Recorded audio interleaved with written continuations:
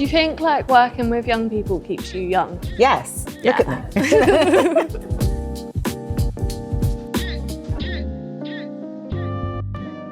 Hi, I'm Hallie and I study fashion buying and brand management.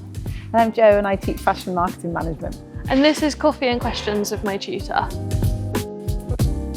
Oh, what made you choose this course in the first place?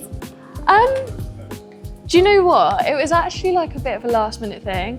Originally, I applied for fashion design in London and that's where I was going until the middle of September. I thought, I'll just have a little browse through clearing on Newcastle, see what's available.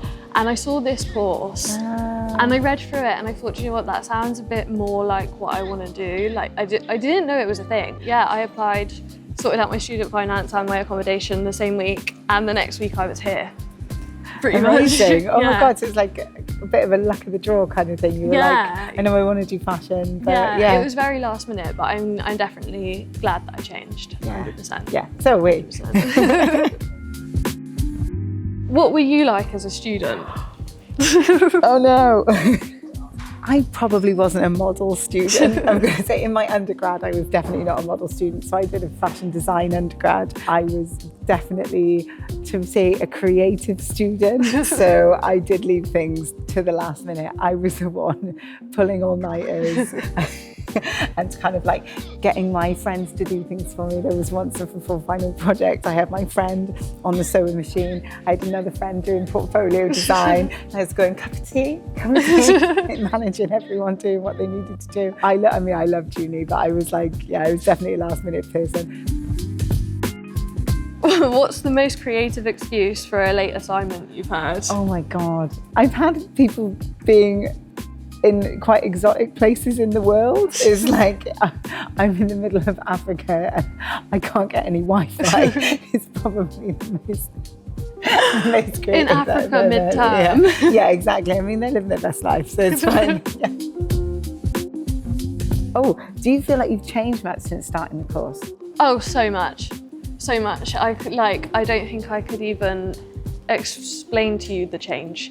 Like, I am a completely different person altogether.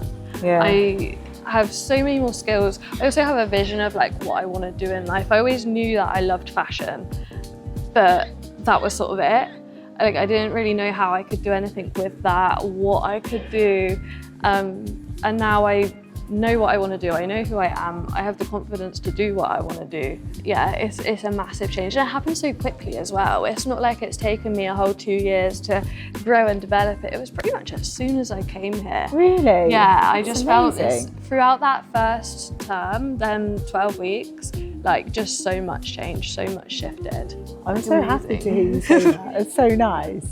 Because I think for us, it's like, we know that uni is about coming and getting a degree and blah, blah, blah. But it's also about that other stuff that happens around the side of it. So like you said, you've got to like cook yourself and you've got to like kind of, it isn't just about coming and getting a qualification. You've got to navigate living with people. Yeah. That's what was hard. Before I came to uni, I was very anxious. I lived in like full-time supported accommodation. So I'd have people that would come up and like cook for me in my flat. They'd clean my flat. They'd remind me of appointments. I was an adult and I was living on my own, but I wasn't independent. And I was like worried about coming to uni and like losing that support. But actually, all I've done is like grow and grow and grow and grow.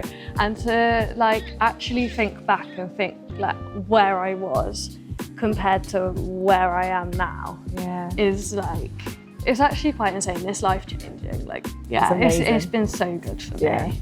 Yeah, I love that. I love that for you. I really love that for you. It's amazing. Thank you.